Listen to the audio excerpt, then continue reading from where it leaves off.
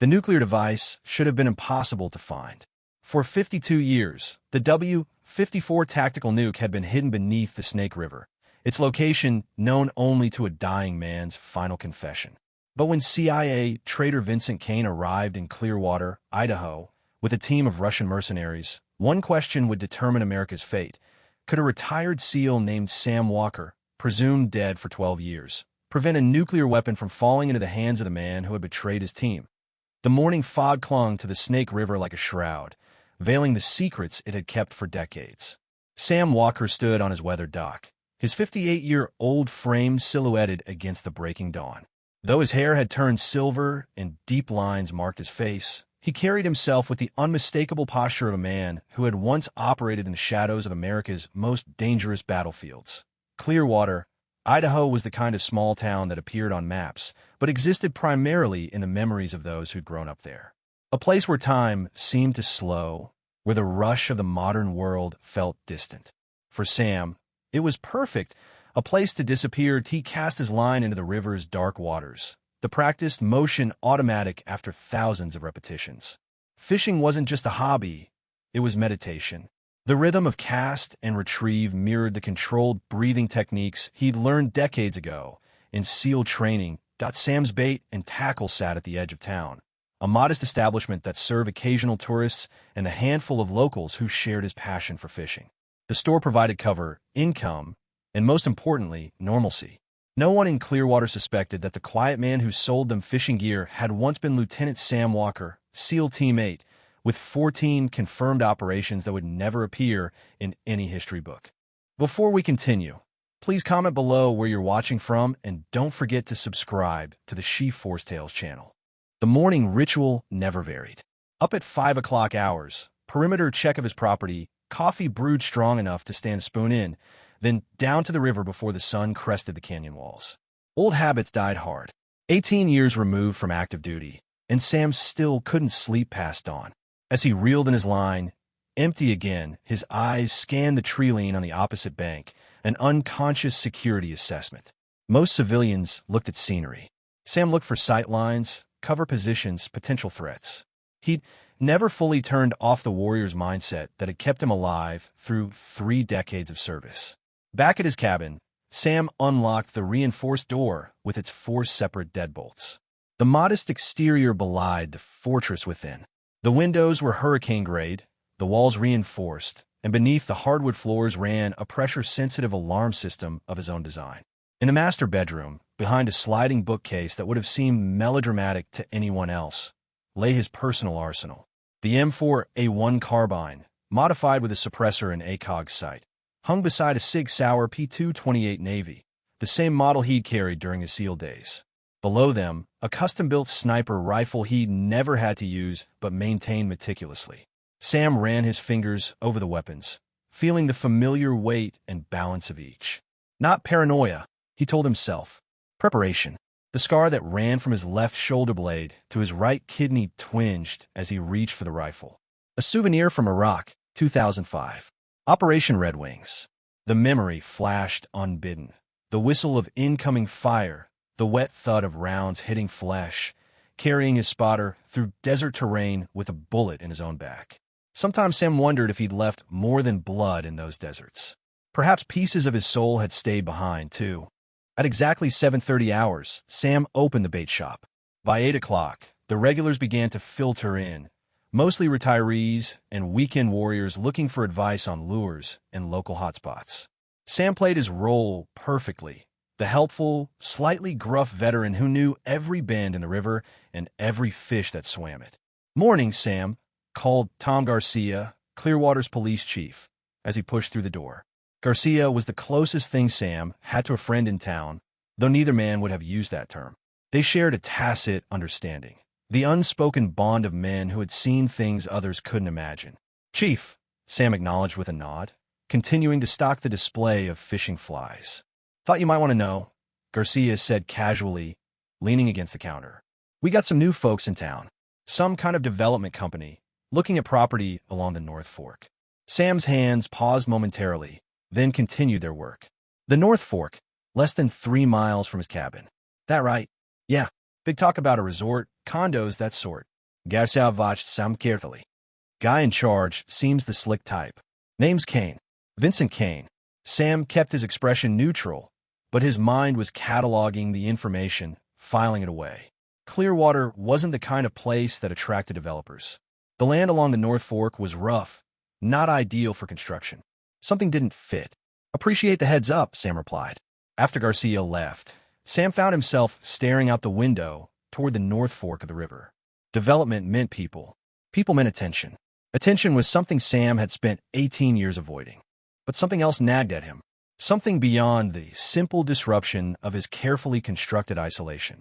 Later that night, a sudden crash outside his cabin sent Sam rolling from his bed to the floor in one fluid motion, hand automatically reaching for the 6-hour he kept in the nightstand. Heart hammering, he crouched in the darkness, listening. After 40 seconds of silence, he identified the sound. A raccoon had knocked over his trash can again. As his pulse slowed, Sam felt a familiar shame. The hair-trigger reflexes, the instant combat readiness. They were hard to explain to civilians. They didn't understand how the wiring in your brain changed after you'd been hunted by other men. How you never really came all the way home. The thunderstorm that rolled in around midnight provided a fitting backdrop to Sam's restless thoughts. As lightning illuminated his Spartan bedroom in strobe-like flashes, he found himself remembering Kandahar province, 2009. The mission that had ended his career. The betrayal that had cost 6 good men their lives. Sleep, when it finally came, was thin and troubled, populated by ghosts who spoke in the voices of the dead.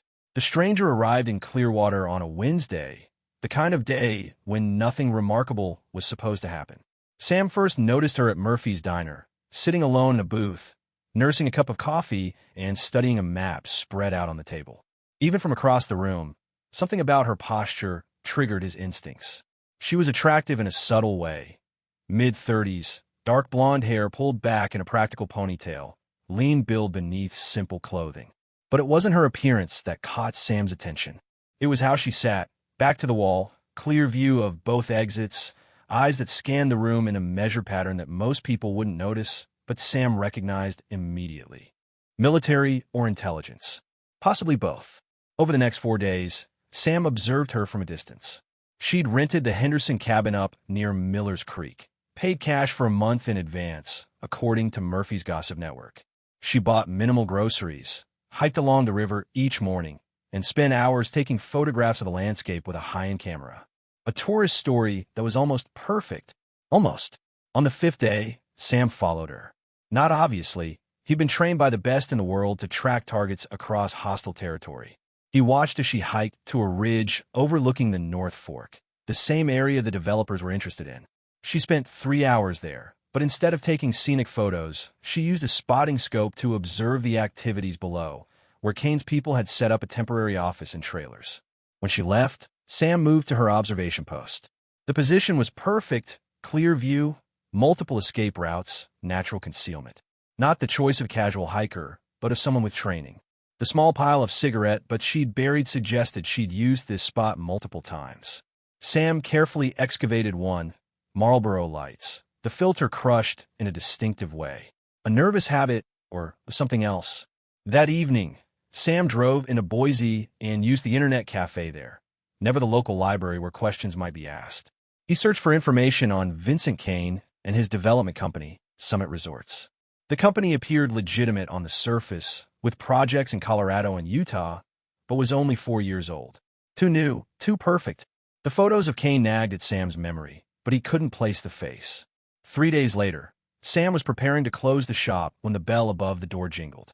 The woman from the diner stood in the entrance, backlit by the afternoon sun. "I need fishing gear," she said, her voice confident, but with a softness that suggested the Pacific Northwest, Oregon, maybe. "I'm told you're the expert." "Depends what you're fishing for," Sam replied, studying her. Up close, after she left, Sam locked the shop and drove to the ridge where Kate had been observing. From his truck, he retrieved a set of military-grade binoculars and settled in to watch the development site. 4 trailers, 8 men visible, more inside probably.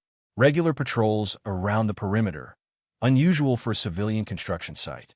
One man in particular caught his attention. Tall, military-bearing, moving with the hyper-aware precision of someone with special operations background. As dusk fell, Sam made his decision. Whatever was happening at the North Fork wasn't legitimate development, and Kate Morrison wasn't a tourist. Time to find out what game was being played on his turf. That night, Sam moved silently through the woods toward Kate's cabin. The security measures she'd implemented were good. Fishing lines strung between trees at ankle height, reflective tacks positioned to catch flashlight beams, but not good enough to stop someone of Sam's caliber. He reached the small structure without triggering any alarms and observed from the tree. Through the window, he could see Kate working at a laptop, her face illuminated by the blue glow of the screen. On the table beside her lay a handgun. Not the typical choice for self-defense, but a Glock 17 with what looked like a suppressor attachment. Definitely not a tourist. Sam was about to withdraw when Kate suddenly looked up, straight toward his position. Impossible. He was fully concealed, motionless, but she moved with practiced efficiency, dousing the lights and disappearing from view. Sam immediately shifted position, moving deeper into the trees, but he'd underestimated her. The whisper of movement behind him came just seconds before he felt the cold press of a gun barrel against his neck. Hands where I can see them. Kate's voice was steady, professional. They were going to walk very slowly back to my cabin and have a conversation, Mr. Walker. Or should I call you Lieutenant? You've got me confused with someone else, Sam said evenly, raising his hand slowly. No confusion, Lieutenant Sam Walker, SEAL Team 8, DevGru, retired 2011 after the Kandahar incident. Kate's voice remained calm, the pressure of the gun barrel unwavering. Let's skip the denials. They're boring, and we have more important things to discuss. Inside the cabin, with the blinds drawn and a single lamp casting long shadows, Kate kept the Glock trained on Sam as he sat in the wooden chair she'd indicated. His own Sig Sauer now lay on the table between them, removed from his waistband with the efficiency of someone who knew exactly where to look. Who are you? Why me? Sam asked, though he'd already begun piecing it together. As far as Clearwater is concerned, I'm Catherine Morrison, wildlife photographer. She remained standing, maintaining the tactical advantage. But since we're being honest, I'm Elena Rodriguez, Defense Intelligence Agency. This operation isn't officially sanctioned. I'm on leave. Personal, then. Something flickered in her eyes. Pain quickly suppressed. Very. And what does DIA unofficial want with a washed-up old SEAL? Elena set her gun down, but remained out of Sam's reach. She rolled up her sleeve, revealing a small tattoo on her inner wrist, dots and dashes. Morse code. MROD, Sam read aloud. Then understanding dawned. Miguel Rodriguez. Your brother. My brother, she confirmed, who died in Kandahar in 2009, along with 5 other SEALs, on a mission that went catastrophically wrong because someone sold them out. The memory slammed into Sam like a physical blow. The ambush in a mountain pass, the overwhelming firepower they'd faced, the impossible precision with which the enemy had targeted them. They'd walked into a trap. A perfectly laid trap that could only have been set by someone with intimate knowledge of their mission parameters. Miguel was my younger brother, followed me into the Navy. I was so proud when he made it through BUD/S. Elena's composure cracked slightly. He wrote to me about his team leader, the legendary Sam Walker. Said you were the best he'd ever served with. Sam looked away, the weight of command and failure heavy on his shoulders. I got him killed. No, Elena said sharply. Vincent Kane got him killed. The CIA liaison who sold your team's position to Taliban commanders in exchange for $20 million and a data drive containing classified NOC lists. Sam's head snapped up at the name. Kane disappeared. Body never found. Because he wasn't dead, he's very much alive, and he's here in Clearwater under the name Vincent Kane. Same name, new identity, courtesy of his former employers. The pieces clicked into place. The vague familiarity of Kane's face in the photographs, aged and altered, but the same man who had briefed Sam's team before that fatal mission. He's after something here, Elena continued. Something valuable enough to create an entire fake development company as cover. Elena hesitated, then made a decision. In 1971, during Operation Chrome Dome, a tactical nuclear device went missing during transport. AW-54 SCDM, Special Atomic Demolition Munition. Backpack nuke designed for special forces to use behind enemy lines. Sam stared at her. That's a fairy tale. Something they tell new guys. It's not. The device was being transported along the Snake River when the team carrying it was ambushed. Official records say it was recovered, but that was a cover-up. The SADM remained lost, intentionally hidden by the survivors who didn't trust their superiors with that kind of power. And you think it's here? Under my river. He doesn't have the exact location, but he knows it's somewhere along the North Fork. That's why the sudden interest in development. It gives him cover to search extensively. And then what? What's your plan? One former intelligence officer against Kane and however many mercenaries he's hired. Elena's eyes met his, determination evident. Originally, get confirmation on Kane's identity, locate the device, call in a proper recovery team. But he's moving faster than expected, and his security is substantial. You need help, Sam stated flatly. I need someone who knows the river. Someone with tactical experience who can't be connected to official channels. Someone Kane won't recognize because he thinks they're dead. Sam raised an eyebrow. Kane thinks I died in Kandahar. Official record shows you were critically wounded and later died of complications.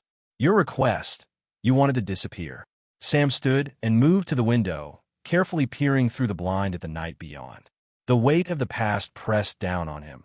The faces of the men he'd lost, the years of isolation, the carefully constructed anonymity of his existence in Clearwater. If this device is real, and if Kane gets his hands on it, he began. It would be catastrophic, Elena finished. The W-54 was small but powerful, equivalent to around 1 kiloton of TNT. In today's market, to the right buyer, it would be worth billions. Jack turned back to her, his decision already made. I have conditions. Name them. We do this my way. My terrain, my rules. And when it's done, I go back to being a ghost. Elena nodded. Agreed. I'll need to bring in people I trust. How many? 2, maybe 3. Former teammates. Men Kane won't know. Sam picked up his Sig Sauer from the table, checked it automatically, and returned it to his waistband. We start tomorrow. I need to see everything you have on Kane's operation. Personnel, equipment, patterns. As he moved toward the door, Elena called after him. Sam, there's something else you should know. He paused, looking back at her. The device, according to the dying man's testimony, it's still viable, still active. The implications hung heavy in the air between them. Not just a relic of the Cold War, but a functional nuclear weapon hidden beneath the peaceful surface of the Snake River for over 50 years. Sam nodded once, his expression grim. Get some sleep, Elena. Tomorrow we go to war.